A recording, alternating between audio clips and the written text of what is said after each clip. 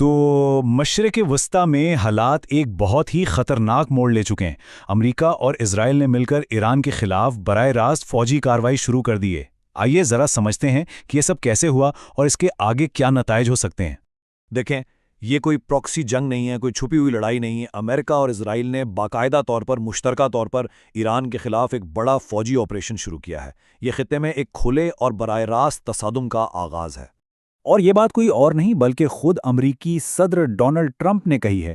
ان کے الفاظ تھے، بڑے پیمانے پر جنگی آپریشنز جاری ہیں۔ یہ بیان اس حملے کی سنگینی کو واضح کرتا ہے کہ اب کچھ بھی پردے کے پیچھے نہیں ہے۔ تو زمین پر کیا ہو رہا ہے؟ جو ابتدائی خبریں ایران کے اندر سے آ رہی ہیں، ان کے مطابق کم از کم 5 شہروں میں دھماکوں کی آوازیں سنی گئی ہیں، اور دارالحکومت تہران میں تو آسمان پر دھوئیں کے بادل بھی اٹھتے دیکھے گئے ہیں۔ لیکن اس حملے کے پیچھے کی جو کہانی ہے نا، وہ اتنی سیدھی نہیں ہے۔ آئیے ذرا دیکھتے ہیں کہ اس ساری صورتحال پر امریکہ، اسرائیل اور ایران کا اپنا اپنا کیا موقف ہے، کیونکہ ان کے بیانات میں کافی تضاد نظر آ رہا ہے۔ تو یہاں صرف میدان جنگ میں ہی نہیں بلکہ بیانات میں بھی ایک جنگ چل رہی ہے۔ ایک طرف تو اسرائیلی وزیر دفاع کہتے ہیں کہ یہ تہران پر ایک پیشگی حملہ تھا، لیکن دوسری طرف انہی کی فوج کا کہنا ہے کہ یہ سب ایران کے جوابی حملوں کے بعد ہوا۔ یہ تضاد دکھاتا ہے کہ صورتحال ابھی کتنی غیر واضح ہے اور ہر کوئی اپنے ایکشن کو صحیح ثابت کرنے میں لگا ہے۔ تو سوال یہ اٹھتا ہے کہ بھئی بات یہاں تک پہنچی کیسے؟ یہ سب کچھ ایک دم سے نہیں ہوا۔ آئیے ذرا پچھلے کچھ مہینوں کے ان اہم واقعات پر نظر ڈالتے ہیں جنہوں نے اس بڑے تصادم کے لیے زمین تیار کی۔ اس تنازع کی جڑیں پچھلے کچھ مہینوں میں پیوست ہیں۔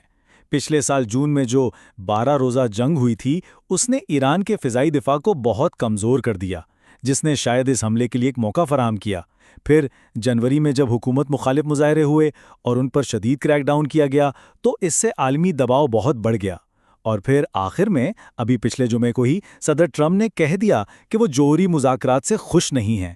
یہ ایک طرح سے اشارہ تھا کہ سفارتکاری کے دروازے اب بند ہو رہے ہیں۔ لیکن یہ صرف ایک فوجی حملہ نہیں تھا، اس کے ساتھ ہی ایک بہت بڑا سیاسی قدم بھی اٹھایا گیا۔ امریکی صدر نے براہ راست ایرانی عوام سے بات کی اور انہیں حکومت بدلنے کا کہا۔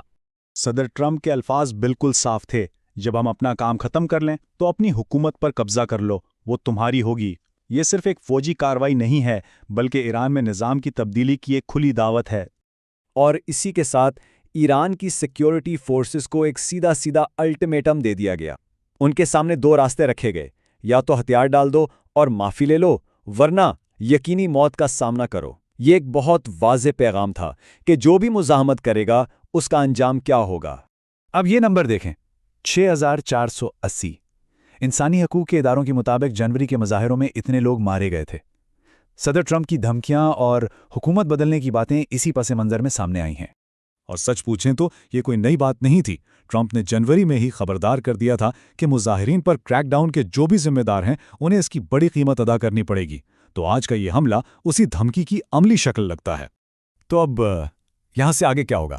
یہ ایک ایسی صورتحال ہے جو ہر گزرتے لمحے کے ساتھ بدل رہی ہے، اور اس کے مستقبل کے بارے میں کچھ بھی کہنا بھی بہت مشکل ہے۔ اب سب کی نظریں کچھ بڑے سوالوں پر ہیں۔ ایران کا جواب کیا ہوگا اور کتنا شدید ہوگا؟ کیا ایرانی عوام اس حملے کے بعد اپنی حکومت کے خلاف اٹھ کھڑے ہو جائیں گے یا متحد ہو جائیں گے؟ اور ایرانی سیکیورٹی فورسز کیا کریں گی؟ کیا وہ ہتھیار ڈال دیں گی؟ ان سوالوں کے جواب ہی اس خطے کا مستقبل طے کریں گے۔ اور اس ساری غیر یقینی صورتحال کو ایک اور چیز مشکل بنا رہی ہے، وہ یہ کہ ایران کے اندر سے اصل تصدیق شدہ خبر نکالنا تقریباً ناممکن ہے۔ جب معلومات فلٹر ہو کر باہر آتی ہیں تو غلط فہمیوں اور کشیدگی کے مزید بڑھنے کا خطرہ بہت زیادہ ہوتا ہے۔ تو آخر میں سب سے بڑا سوال یہی بچتا ہے، کیا ہم مشرق وسطی میں ایک ایسے نقطے پر پہنچ گئے ہیں جہاں سے واپسی ممکن نہیں؟ یہ وہ سوال ہے جس کا جواب آنے والے دن اور ہفتے ہی دیں گے۔